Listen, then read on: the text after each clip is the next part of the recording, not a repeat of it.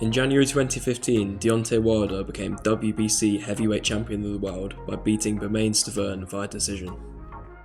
A year afterwards, in 2016, Anthony Joshua also became heavyweight champion of the world by beating Charles Martin via second round KO. By 2017, Joshua became a global superstar by beating Vladimir Klitschko at Wembley Stadium in front of 80,000 people. So as of 2018, the stage was set for a mega clash between Deontay Wilder and Anthony Joshua for the undisputed heavyweight championship of the world. However, the pair could not agree terms, so continued facing their own mandatory challenges in the meantime. At the end of the same year, Tyson Fury was well and truly on the comeback trail.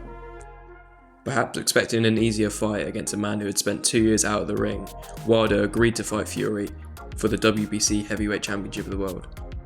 The pair fought to a controversial draw, with Fury dominating the fight despite being knocked down twice by Wilder.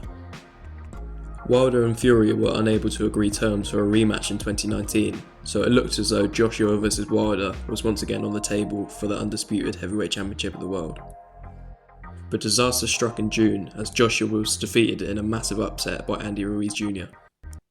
And despite the fact that Joshua beat Ruiz in a rematch only 4 months later, it was too late to save the mega fight between Joshua and Wilder. By the start of 2020, Wilder and Fury had finally agreed terms for a rematch. In the fight, Fury dismantled Wilder and became the new heavyweight champion of the world. So now, if there was to be an undisputed clash, it would be between Joshua and Fury. After a long period of negotiations, the pair finally agreed to fight by the summer of 2021. However, in a very controversial turn of events, it appeared that Fury was legally obliged to offer Wilder a rematch. Fury won the fight in an instant classic, and the undisputed clash remained on hold. Joshua was also ordered to defend his titles against the tricky Ukrainian southpaw Alexander Usyk. Joshua was outclassed and lost on points, and again the following year he also lost on points.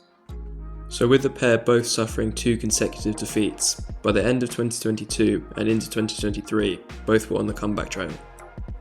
Wilder decimated Robert Helenius in round 1 with a massive right hand, and Joshua defeated Jermaine Franklin over 12 rounds, before giving Robert Helenius the Deontay Wilder treatment with a massive right hand.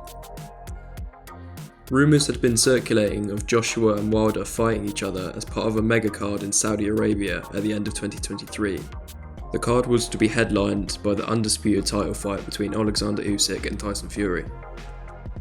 However, with Fury's struggles against Francis Ngannou, it became clear that Usyk vs Fury would not be ready until 2024. This left the door open for Joshua and Wilder to main event the card in their own right. However, it was instead decided for both fighters to fight on the same card, but not against each other, against separate opponents, in order to act as a build-up for the mega fight next year. This in itself is a massive risk. Despite Wilder's massive KO of Robert Helenius, that was over a year ago, so he likely has some ring rust. Wilder's opponent on the night will be Joseph Parker, who has been very active over the last year, and is himself coming off the back of a big KO victory. Joshua's opponent will be the Swedish southpaw Otto Wallin. Despite not being as good as someone like Alexander Usyk, Joshua has been shown to struggle against southpaws in the past. And on top of this, Joshua has been receiving quite a lot of criticism for his recent, more patient performances in the ring. Nevertheless, like Wilder, he is coming off the back of a big KO victory against Robert Helenius.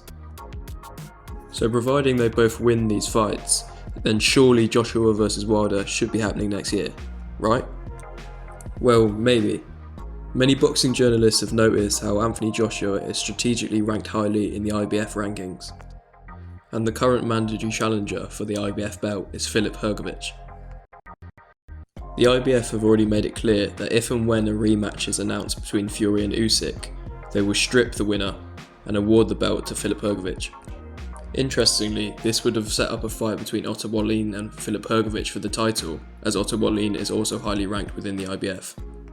However, should Joshua beat Wallin, he will surpass him in the IBF rankings. Joshua will then be in line to fight Hrgović and potentially become 3-time heavyweight champion of the world. If this scenario was to happen, the ball would well and truly be back in Joshua's court. It could set up a mega fight between him and Tyson Fury, or even the fight between him and Deontay Wilder. As confusing as heavyweight boxing can be, it's good to know it's back on the right track. With Fury and Usyk agreed, and Joshua and Wilder well and truly in place for a massive fight, anything could happen. Feel free to let me know what you think will happen with the heavyweights. As always, I hope you enjoyed the video, and I'll see you again soon.